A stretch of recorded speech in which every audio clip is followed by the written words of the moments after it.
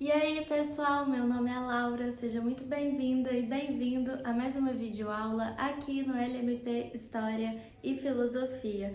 O tema da aula de hoje é como surgiu o Estado e por que nós temos que obedecê-lo. Um tema super importante, ainda mais no momento que a gente está vivendo, esse período eleitoral. Será que nós realmente sabemos como que o Estado surgiu, por que que ele existe e qual é a influência do Estado nas nossas vidas? Hoje nós vamos passar por pensadores clássicos como Thomas Hobbes, Jean-Jacques Rousseau e o John Locke e suas concepções sobre o Estado, mas também vamos discutir conceitos mais contemporâneos com pensadores como o Michel Foucault e o Pierre Bourdieu, para entender essas formas sutis que o Estado tem de exercer o seu poder. Por fim, vamos falar sobre o papel do voto e como nós, cidadãos, podemos ser agentes de mudança. Para entender como que surgiu o Estado, precisamos voltar lá no século XVII com o filósofo Thomas Hobbes. Na sua obra Leviatã, o filósofo explica como que era o estado de natureza do ser humano. Era um estado de constantes conflitos, um ambiente bem hostil, com muitas guerras. Tem a famosa frase, o homem é o lobo do homem, que sintetiza bem esse ambiente hostil, de muito medo e de muita insegurança. Então, Hobbes fala que as pessoas se reuniram e concordaram em ceder parte de seu poder para poder criar um poder central que garantisse a paz e a segurança das pessoas. Esse é o início do contrato social. Mas é importante lembrar que esse poder central, ele era absoluto, e é essa característica do poder que gerou muitas críticas de outros filósofos contemporâneos ao Thomas Hobbes. É aqui que entra o John Locke. O John Locke nos diz que o estado de natureza do ser humano não é esse cenário de guerra constante, como dizia o Thomas Hobbes.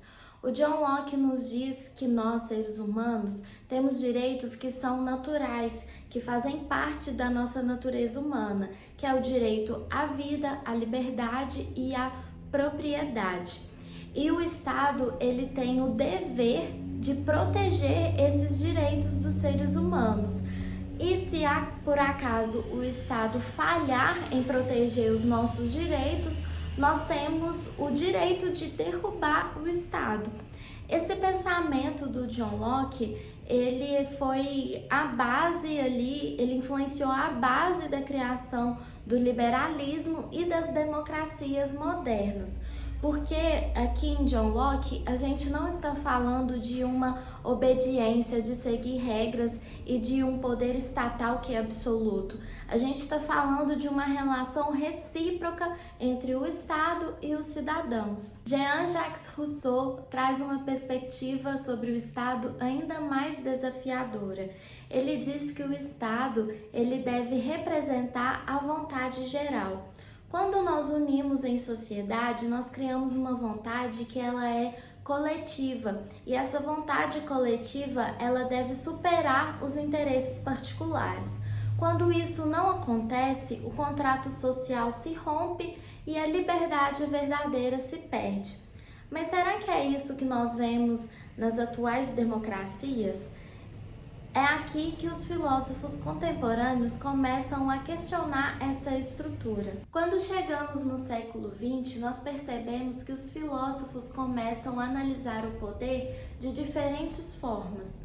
O Michel Foucault, por exemplo, ele diz que o poder ele não está concentrado apenas nas mãos do governante, mas ele está espalhado em toda a sociedade, em instituições como as escolas, os hospitais e até mesmo as prisões. Isso ele chama de micropoderes.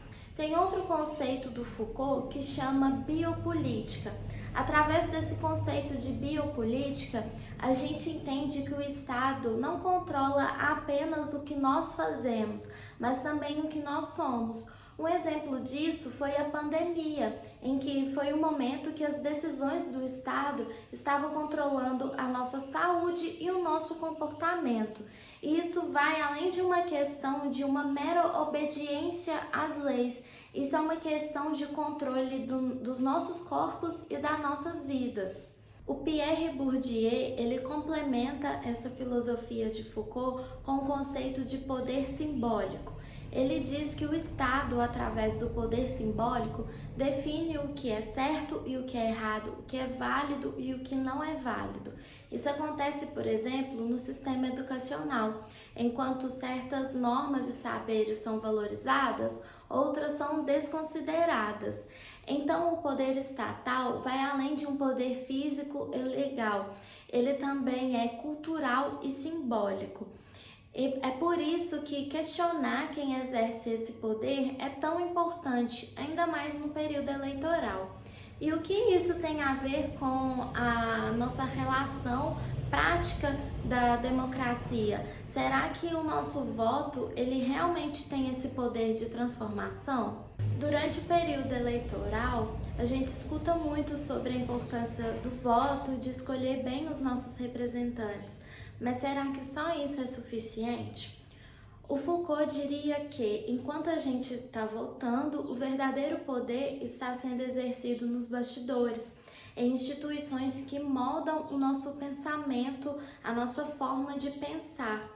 Isso é visto em instituições que controlam as mídias e as fake news, porque são as informações que moldam a nossa visão do mundo. São através das informações que nós temos uma certa visão de mundo. Então, se essas informações estão sendo manipuladas, por exemplo, nós vamos enxergar o mundo de uma maneira manipulada, da maneira que a informação quer que a gente enxergue o mundo. Isso Pierre Bourdieu chamaria de violência simbólica, porque é um poder que molda a nossa opinião e o nosso pensamento, a nossa visão de mundo, sem que a gente perceba. O voto é importante sim, mas nós temos que questionar quais são esses interesses que o candidato está querendo representar e se as nossas vontades realmente estão sendo levadas em consideração. É aqui que entra a política para além das eleições, porque a política não é apenas votar. Política também é participar de movimentos sociais, de debates públicos e também na construção de um senso crítico coletivo. Outra filósofa que nos ajuda a entender melhor essa questão é a Hannah Arendt. Ela fala sobre a banalidade do mal. Ela nos mostra o tanto que é perigoso obedecer cegamente às decisões do Estado, porque isso pode levar a atrocidades. Obedecer cegamente o Estado, sem questionar, sem se posicionar, obedecer tudo, aceitar tudo passivamente, isso é muito perigoso. Por isso, ela defende a desobediência civil e a crítica ao poder, que a gente se posicione. Mesmo em sistemas democráticos, é importante que a gente se mantenha ativo, que a gente questione, que a gente não aceite passivamente todas as decisões do Estado.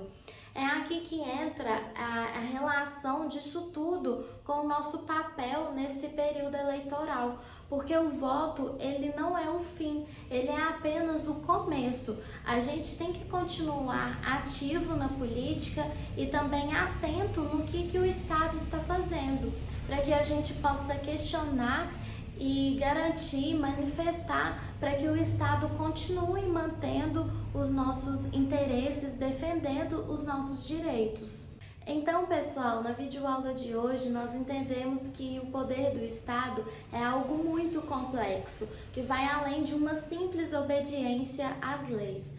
Desde os contratos sociais de Hobbes, Locke e Rousseau, até a questão dos micropoderes de Foucault e o poder simbólico de Bourdieu, nós entendemos que o Estado é algo muito complexo, o poder do Estado é algo muito complexo e a gente obedece o Estado por diversas razões, razões até que nem são perceptíveis aos nossos olhos. Mas isso não quer dizer que nós somos passivos, porque nós temos as ferramentas para poder intervir e questionar esse poder do Estado. E o voto é apenas uma dessas ferramentas.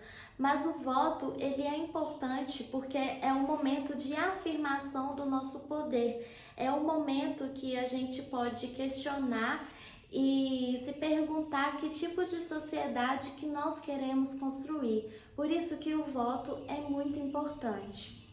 Essa foi a videoaula de hoje. Espero que vocês tenham entendido por que existe o Estado e por que nós obedecemos essa instituição. Bons estudos e vejo vocês na próxima videoaula. Até mais!